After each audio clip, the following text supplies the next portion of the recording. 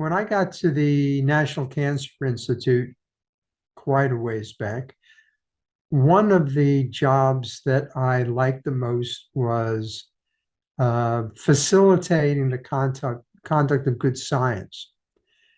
I helped create, along with Lee Nadler and Tom Kipps, the CLL Research Consortium. With Mike Griever, I helped found the National Hairy Cell Leukemia Group. And then I got approached by someone from Congress saying, what's going on with Waldenstrom's macroglobulinemia? And basically the answer was nothing.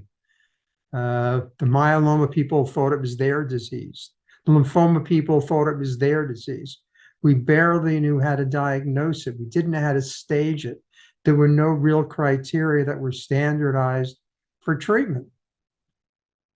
So I brought together a bunch of people who were real smart in this field, notably people like Steve Treon, Bob Kyle from the Mayo, and John Bird. There were about 20 people, and we had this meeting, if I recall, at some Italian restaurant in Maryland, Bethesda.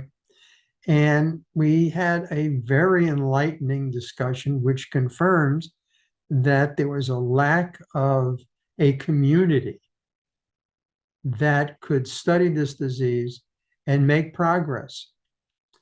And fortunately, we had someone like Steve Treon who could spearhead this adventure. And over the years, with his international Waldenstrom's Macroglobulinemia Foundation, he has really changed this from the ugly stepchild to a fascinating disease with amazing science, with impressive clinical trials, with drugs getting approved, and made it a real focus of good science through collaboration, through inspiration, and with a little bit of luck thrown in there. So I really take some pride in helping to deliver this baby. But it's all the other scientists, Steve, Bob, and many, many others that have really moved this forward and done an amazing job with improving the outcome for patients with Waldenstrom and fostering the science so that we can continue to make improvements in the care and the future of these patients.